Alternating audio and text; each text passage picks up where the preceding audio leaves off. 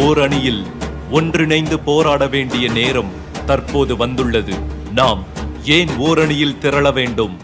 மண், தாய்மண் என்பது வெறும் ஒரு சொல் அல்ல, மக்களின் உணர்வுகளோடு பின்னி பிணைந்த ஒன்று. நம் மண் அடக்குமுறைகளுக்கு எதிராக பல உரிமை போர்களை கண்டது. இந்த 21ஆம் நூற்றாண்டிலும் மண்ணுக்காக தமிழ்நாடு பல உரிமை போராட்டங்களை நிகழ்த்த வேண்டியுள்ளது. ஜிஎஸ்டி என்ற பெயரில் தமிழ்நாட்டிற்கு வரவேண்டிய 20,000 கோடி நிலுவைத் தொகை இன்னும் தரப்படவில்லை.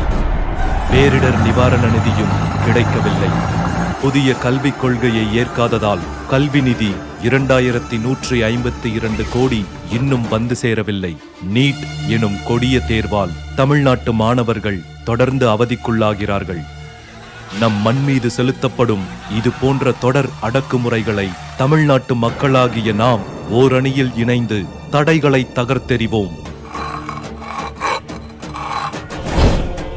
மொழி.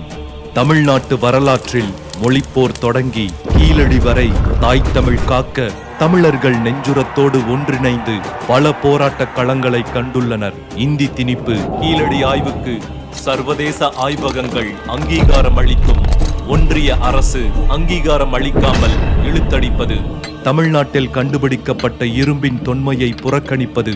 சமஸ்கிருதத்துக்கு அதிக நிதி அளித்து தமிழ் மொழிக்கு குறைந்த நிதி ஒதுக்குவது என ஒன்றிய பாஜக அரசு தமிழ் மொழி மீது தொடர்ந்து செலுத்தும் அடக்குமுறையை தமிழ்நாட்டு மக்களாகிய நாம் தகர்க்க வேண்டாமா?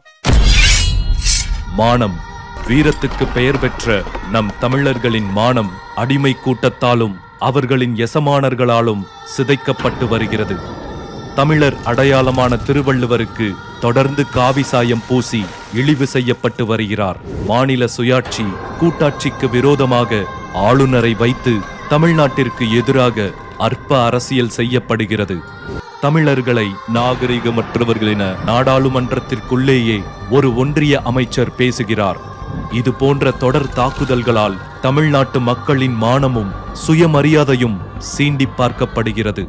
சுயமரியாதை மிக்க தமிழ்நாட்டு மக்களை சில சதிகார கூட்டம் தொடர்ந்து அவமதிக்கும் போக்கை இனியும் ஏற்க முடியாது. நம் தமிழ்நாட்டின் அனைத்து குடும்பங்களும் ஒரு குடையின் கீழ் ஒன்றாய் நம் மண், மொழி, மானம் காக்க ஓரணியில் தமிழ்நாடு என இணைந்து தமிழ்நாட்டின் உரிமை போராட்டங்களை உறுதியுடன் முன்னெடுப்போம். ஓரணியில் தமிழ்நாடு என இணைவோம். பகை கூட்டத்தை வெல்வோம்.